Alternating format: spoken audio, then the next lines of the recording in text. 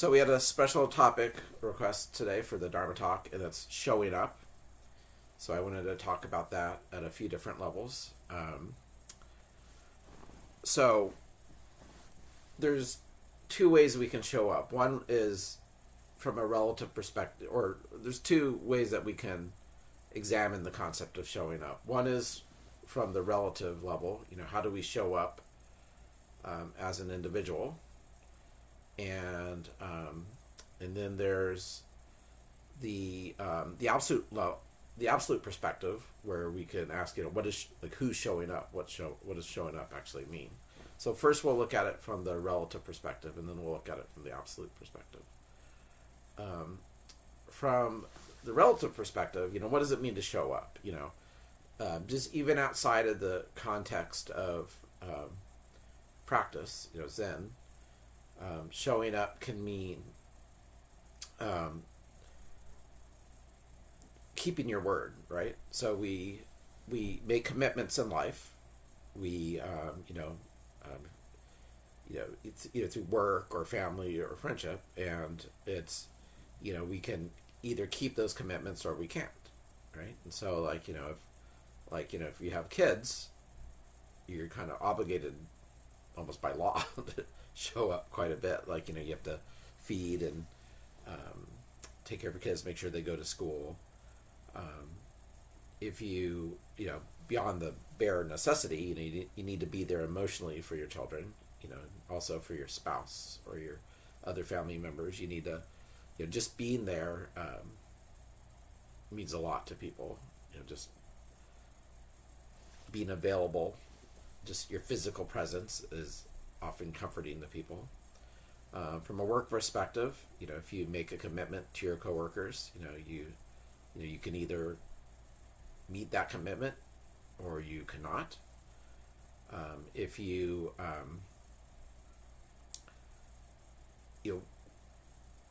looking at it from a precept perspective of being greedy, your time is a resource. Your coworkers' time is a resource. If you are not pulling your weight, if you're not showing up and pulling your weight, you're putting more of a load on your coworkers or your bosses or people underneath you, and so you're taking more for yourself and of this time resource and leaving less for other people. So that's one way we can be aware of showing up. When people are having a difficult time, I've known a lot of times throughout my life, I would have a friend who lost a job or lost a family member, and I would always feel like, well, I don't know what to say to them. I don't know how to be supportive.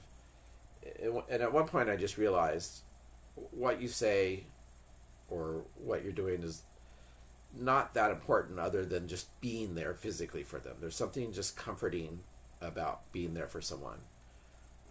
And also, it's very cathartic for people to just share what's going on with their lives. So just being there and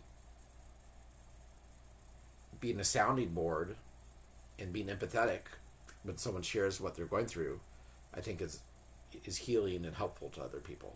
I don't think people, I was in the trap where I felt like, well, I need to give a good advice, or I need to be comforting, or, they just lost their father. What can I say that's helpful? I think all that's secondary to just being present and bearing witness to what they're going through, and just being available as a sounding board and letting people get things off their chest. There's the old cliche, the wife comes home from work and she wants to share what's going on, things that have been stressful for her, and then the husband's like, well, I got to fix this. She's having a problem. I need to solve this problem. I think I've definitely fallen that trap.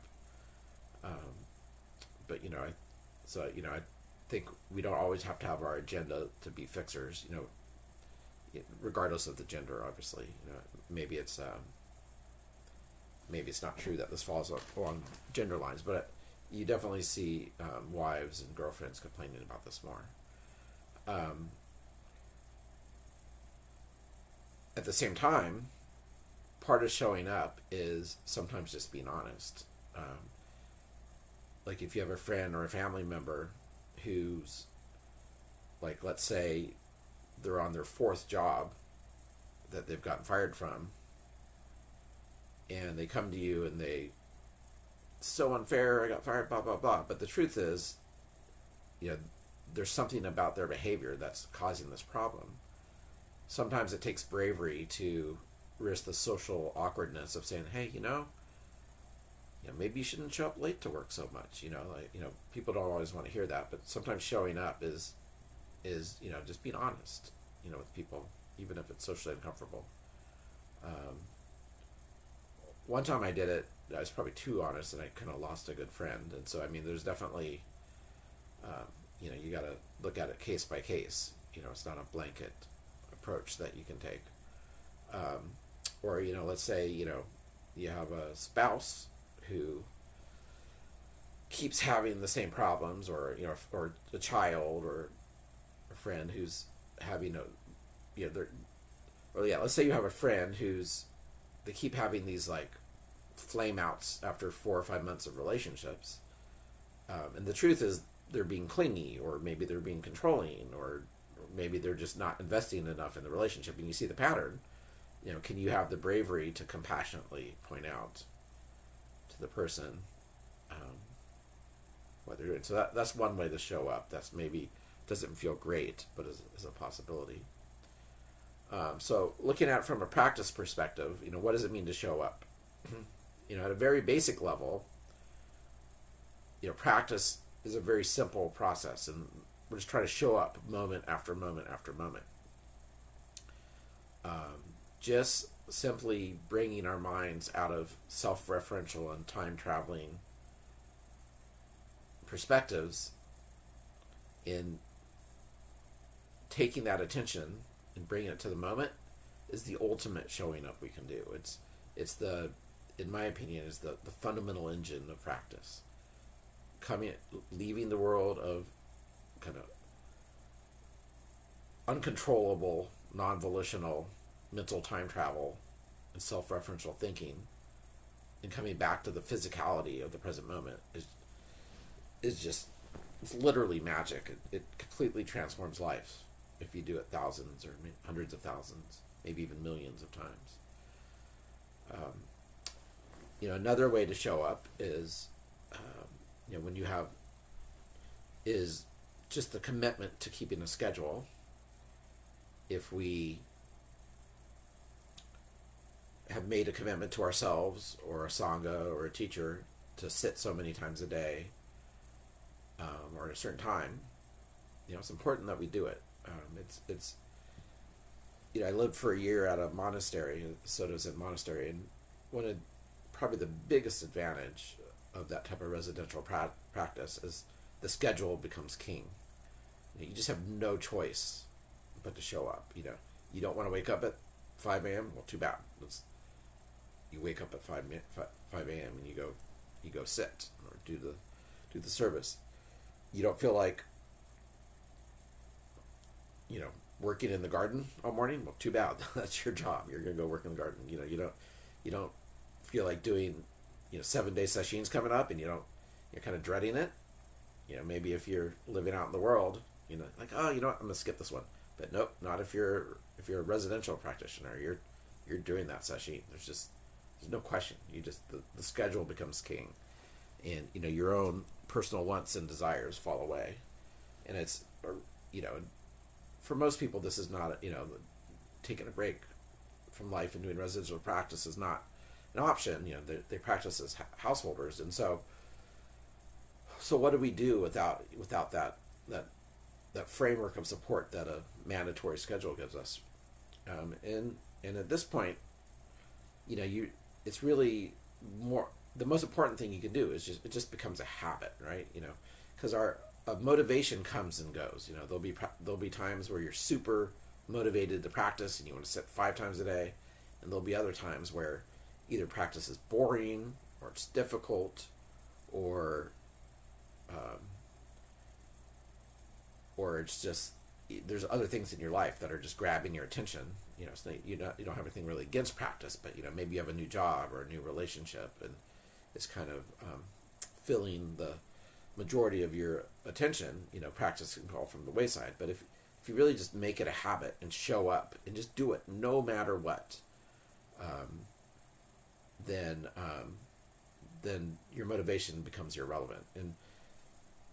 And I have individual relationships with various people who are attending this talk right now, and I kind of feel like one of my, perhaps the biggest benefit I offer people is, I have expectations of how much people practice. The basic formula that I ask of people if they work with me is, sit 5 out of 7 days, for at least 25 minutes a day, sitting, formal meditation, and then 20 minutes of mindful work practice, called samu, in a Zen monastery, where you're, where you could consider it moving meditation, where you're taking your meditation off the cushion and you're applying it to an activity of cleaning or organizing, something that's tactile, somatic. And then I ask people to try to average 12 days a year of sitting meditation, of retreat days, and this talk is happening during a retreat. So, so people who are doing kind of the minimum, this would count as one of their retreat days. So I have these, so this is what, I don't charge for practice, but in exchange, I have these expectations of people, and hopefully this becomes a degree of a container for people, where even if you don't want to practice, I'm going to ask you about it, and so it's socially awkward to say like, nope, I didn't do my commitment, sorry, and hopefully that people wanting to avoid that awkwardness of having to admit they didn't keep their commitment, hopefully that helps them show up.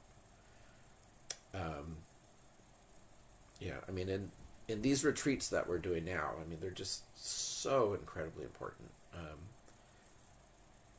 wouldn't go as far as say maybe they're like a requirement for living a more awake life, but it's hard for me to imagine scenarios, a path of practice that doesn't involve significant retreat time, where people's lives truly get transformed, because something just happens to the mind during extended sitting from a samadhi perspective that just, it's very rare to happen for people just in their daily practice. And I think a lot of it comes just from the sensory deprivation of practice. There's been times where I've gone into a retreat, especially multi-day retreats, where I'm just, life's crazy, my mind's scattered, I have zero motivation to do the retreat, and so I sit down and I don't even make an effort to sit, and I'll just, because my mind's like, oh God, that project, blah, my daughter, blah blah blah, whatever's going on in my mind. But just something about there being a minimum of sensory input, having to be still, being around other people are still, that in and of itself begins to a container where the mind starts quieting down, and you're like, oh, okay, well, I can just be here right now. And so it's just incredibly important to if at all possible, you add as many retreat days to your life as possible. And one thing I like to say on this topic is not everybody can do that. People who are insecure from a economic or financial perspective,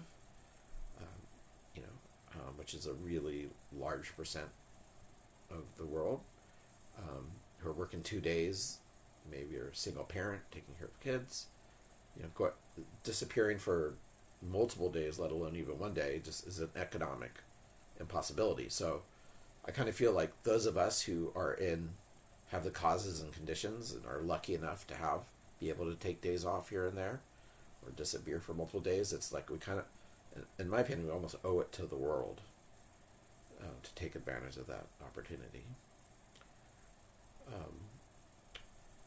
So, another way we can show up, I think, for a lot of people in their practice, and if this never happens to you, it's okay. This doesn't have to happen. But for some people in their practice, there becomes a pivot point.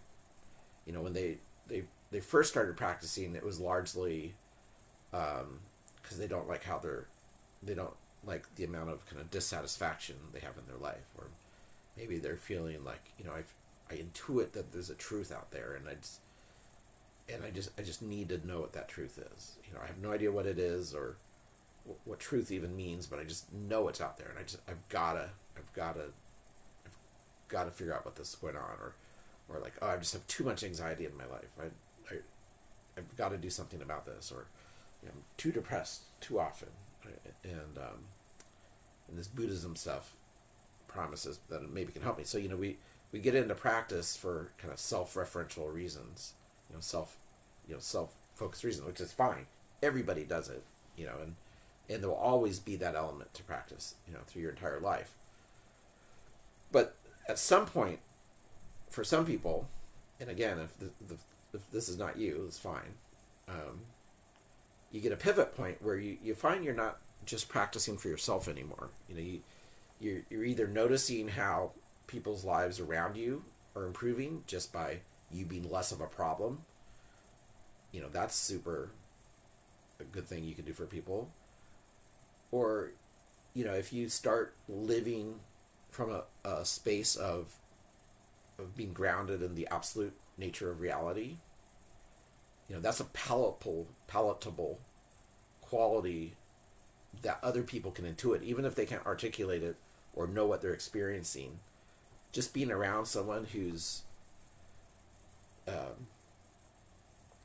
open to greater, bigger perspectives on what it is to be alive, and I'm not even saying like a psychological perspective, but just a way of being, a way of perception. That's, people pick up on that, and even if they're not practitioners, just if you can have that element in your life at all, you're doing a wonderful service to the world, and a lot of totally optionally, but a lot of times when people feel like they're when that element of their practice is increasing, they may want to instantiate it and make it official by getting ordained.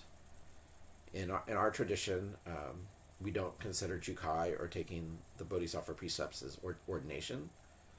It's a, I think we technically call it a bodhisattva initiation ceremony.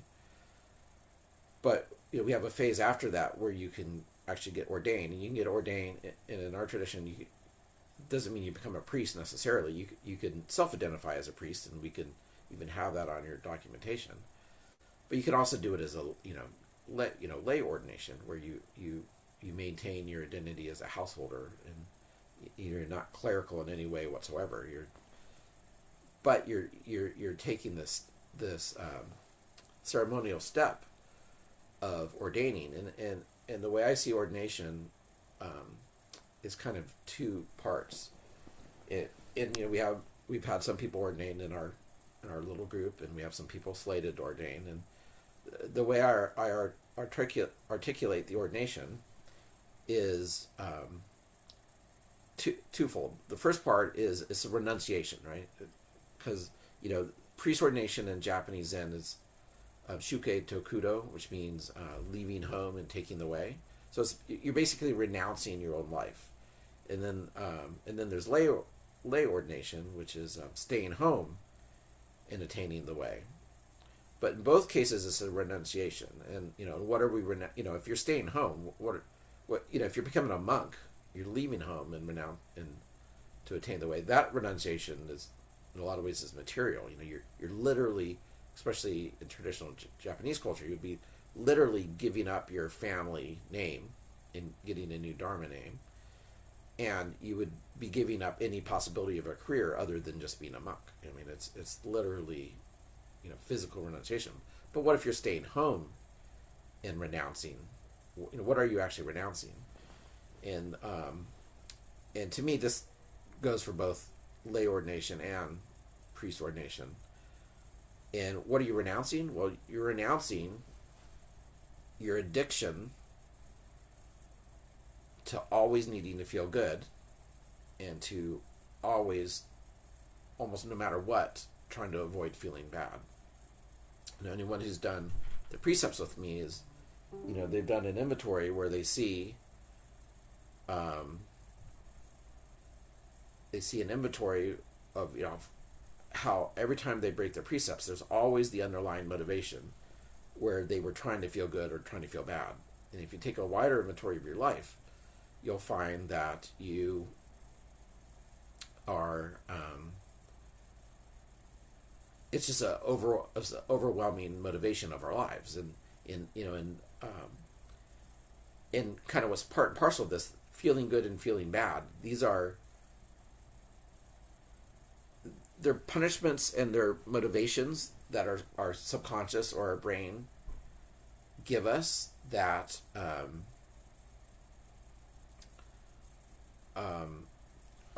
are meant to like kind of keep us within the guardrails of like what's conducive to survival and what's not conducive to survival. For example, if you eat, let's say we're living in our natural state, which we were kind of designed to live in by evolution, and you come across some like delicious sweet berries, evolution is programmed in us wanting to eat this delicious sweetness because it has a survival capability. It gives us calories for surviving. Or let's say you get a bee sting, like that hurts, it's damaging me. It's a motivation to do something about something that's hurting your capacity for survival. So this need to survive, this drive to survive, and the feeling good and feeling bad punishments that are manifestations of that drive. In Buddhism, it's called asavas, the asavas, which is often translated as taints or cankers.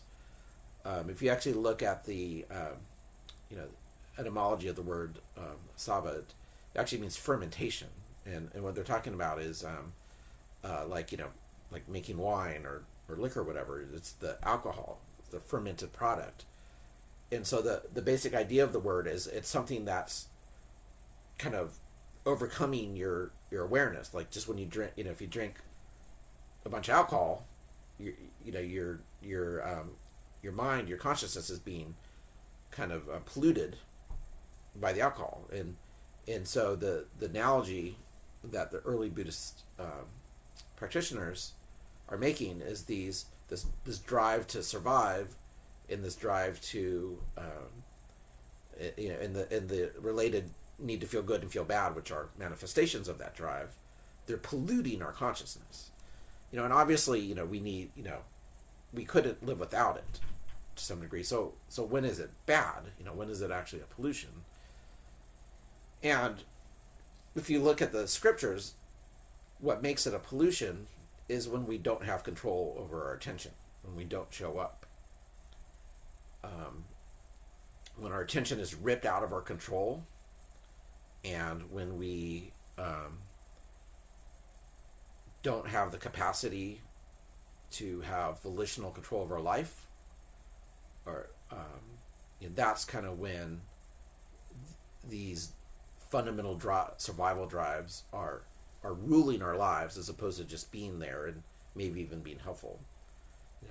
Like if I have all of a sudden a sharp pain in my back, that can be a very helpful alert. Like, hey, something's going on. Maybe you should take a look at this, right? But if it kicks off a bunch of rumination and worrying that I have no control over, and by me, I mean my formless, infinite, present moment awareness, then, or not even my infinite present moment awareness, just infinite present awareness in general, then it becomes a problem. One way you could consider it is self-referentiality. Whenever you are caught by cognition that's self-referential and time traveling, and there's no control of it, and it's just happening, that's a problem. And this kind of can show up in two areas. and by the way, we've switched to the absolute perspective. I forgot to mark the transition. This can show up in two areas. One is our day-to-day waking consciousness is kind of broken up into kind of two different modes. One of them is task or action mode. We're doing something. And the other is when our minds are kind of taken from us, taken from present moment reality, and it just kind of goes off on its own. And as it turns out, these two modes are anti-correlated with each other. If you hear something happening in real time, like maybe you're walking through the forest and you hear a bear growl.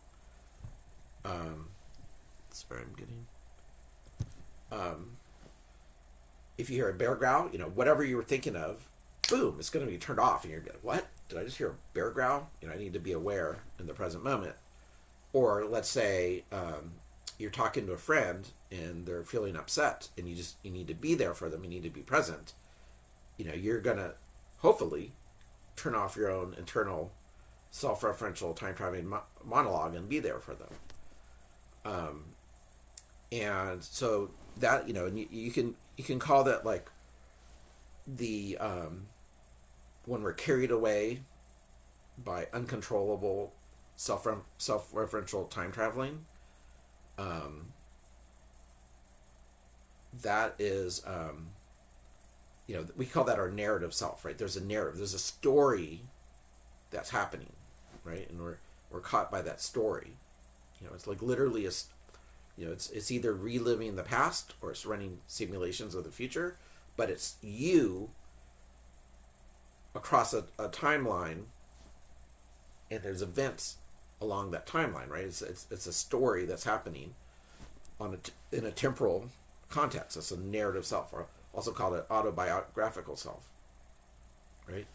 And that narrative autobiographical self can be problematic in the sense of when it spins out of control and it's ruminating unproductively, or it's worrying unproductively, or it's just chewing on something that, and it's unproductive. It's actually not solving anything.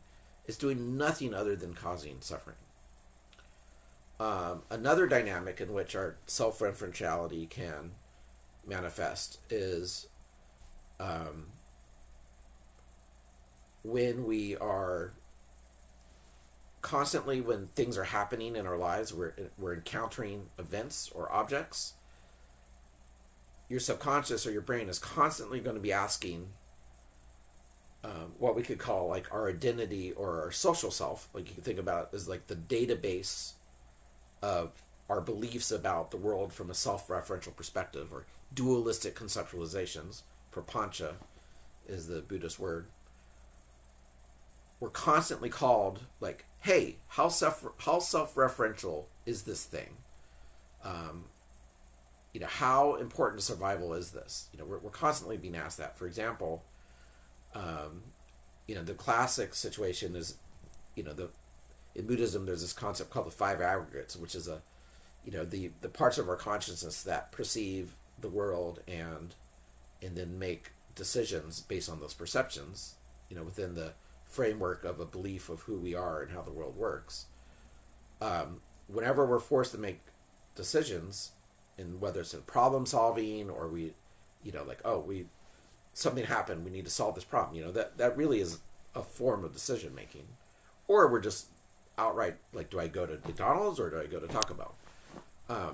The way that process works is we typically run simulations of the different options, and the one that our subconscious determines is going to feel the best, that will typically be the decision that we make. So, as you're running this simulation, the self-referential nature is, how's this going to make us feel? How important is this going to be to our survival?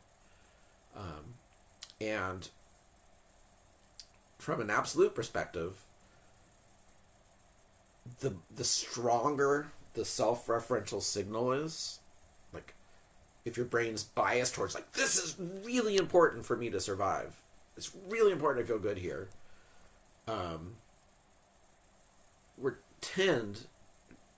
we're going to have more problems in our life, right? If everything's biased towards being like super self-referential, super important, we're going to be very rigid in the way we approach life, and we're not going to be able to show up in a compassionate, selfless way. We're constantly going to be seeing the world through the filter of our different kind of illusionary elements of self. All right, so that's my talk. At this point, if anybody would like to weigh in, and I encourage it with a question or a comment, either like physically raise your hand, or you can raise your hand using the Zoom raise hand function. All right, so no takers. So we'll okay, go ahead, Carson.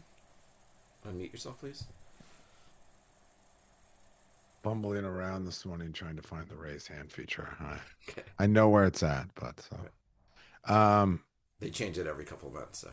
So I liked your talk. I felt like the second half, you kind of went, into the deep end of the pool. You went to the deep end of the pool, and then you went a little deeper, which is fine. Very Berry. I guess I heard a lot more about what it's like to not show up. Mm-hmm.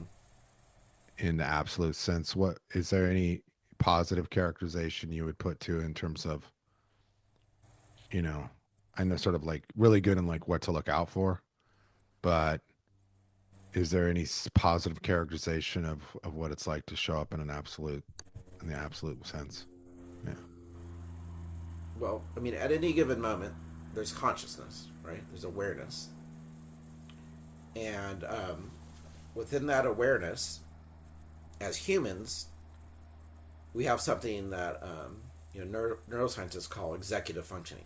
Right? It's being able to look at things logically, and problem solve, and kind of envision sequences of steps to work towards a goal. This ability to define goals. This is all our executive functioning. And realistically, in human, so this capability exists within the realm of the what you could call the true nature of present moment absolute reality, right? This like absolute reality, present moment absolute reality is not a blank state, right? It happens within the context of our cognition and within the functioning of the world. And one of the things that you can do in real time is plan and make determinations and define goals and so forth. One of the major inputs in that process is the brain's constantly saying like, okay, well, how important is this?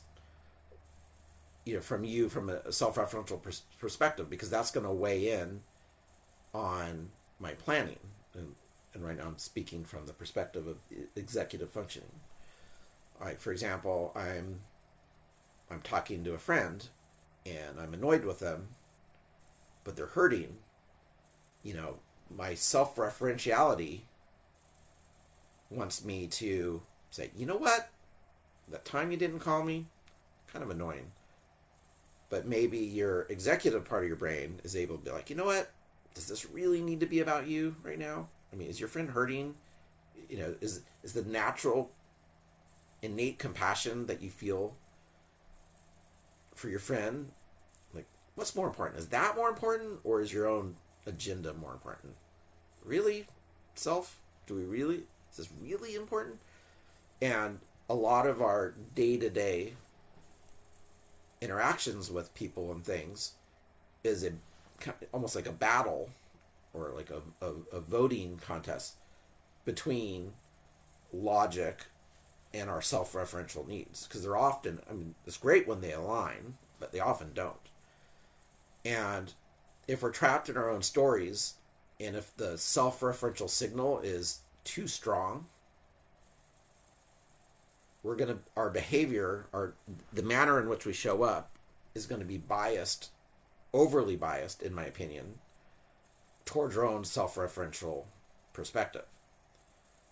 But if that signal is weaker, or maybe even non-existent for moments of time, we're able to look at things more logically and allow our natural compassion to shine through. And because generally, the executive logic part of our brain is typically a good guy, right? It's typically going to be super, or good girl. It's going to be good gal. It's going to be super aware of our compassionate impulses, and it's going to take those into account. It's our values. One of the executive functioning, it's super aware of what our values are. What the rules of the world are. And part of the value of taking vows in Buddhism is that we're acknowledging and defining and instantiating this framework of rules that are important to us. And so if we take the precepts, and it's important to us not to lie, it's important to us not to be stingy, it's important to us to not talk crap about people, the executive function is going to be like, hey, these rules are important. And then maybe the self-referential self signal is going to be like, no, but I really want to feel good. I really want, this is really important to me. And there's a conflict there. And the more, and the deeper your practice is, the more awake that you're living, the more that the compassion and logic is going to be able to win out in that scenario. Does that answer your question at all? Okay. Adam? Thank you for your talk, Barry. During the first part of your talk, where my mind was going a bit was how it can be easier to show up for others than ourselves or myself. Mm-hmm. And then in the second part of your talk, you were kind of, in a way, speaking more of showing up for ourselves, knowing there's not necessarily a dichotomy, but I'm wondering if you could just comment or have any encouragements about how to better show up for ourselves Mm-hmm. without self-referentiality. Yeah, so I do want to say that self-referentiality is not a fundamental villain, right? It exists. Self-referential thinking or self-referential signaling during decision making is there for a reason, because it helps us survive. A lot of times we have to make decisions or interact with the world in ways that have implications on our own mental and physical health. For example, for me, like a lot of American males, is I've noticed over the years I tend to ignore physical problems because I just don't like dealing with doctors, and I mean, I think that's just part of being a Gen X male in America. For some reason, it's been programmed into a lot of us. And for me, I had two really traumatic medical experiences as a kid. So I don't know if it came to the point of phobia, but I just really did not like going to hospitals and stuff, and in ways that I didn't even recognize until I was older. It was so subconscious, and so so if there's the goal of physical and mental health, a lot of times our self-referentiality can work against those goals, right? For example, my self-referential signaling was like, ooh, doctor's scary, or and so I was, maybe not dealing with medical stuff that was important, because I was the logic compassion part of my brain, which includes compassion for myself, is like, hey, maybe we should figure out what this is. And my self-referential, more short-term thinking, like what feels good in the moment, self-referential signaling was, yeah, but maybe tomorrow, which becomes never, right? Um, and so, I think our executive functioning can have a really good sense of like what would be good for the body mind, and our rigid, overly loud signal of self-referential, what's going to feel good and what feel bad, could be actually, even though it exists for keeping us alive and keeping the species alive, can actually ironically often work counterproductively towards those goals. In my case, a lot, and a lot of my practice has been, a lot of my practice now is just being aware, is digging deeper and deeper and deeper into ways that myself, the self-referential signals that emit from the self-conscious, just are there, and a lot of times just being aware of them, resolves it, Mhm. just naturally. Does that answer your question? Yeah, kind of my takeaway. You said the word deal with. Kind of the takeaway is a way to show up for ourselves is to deal with the important stuff. Yeah, absolutely. No, that's kind of my takeaway, Yeah, which I appreciate. yeah. That's definitely how I should have framed it. So yeah, thank you. No, no, no. Thank you, Barry. All right. Anybody else? All right. So let's end there. So what time is it? All right, 9:43. So let's take a break until 10 o'clock my local time, and then we'll resume the sittings. All right. Thank you, everybody. Thank you.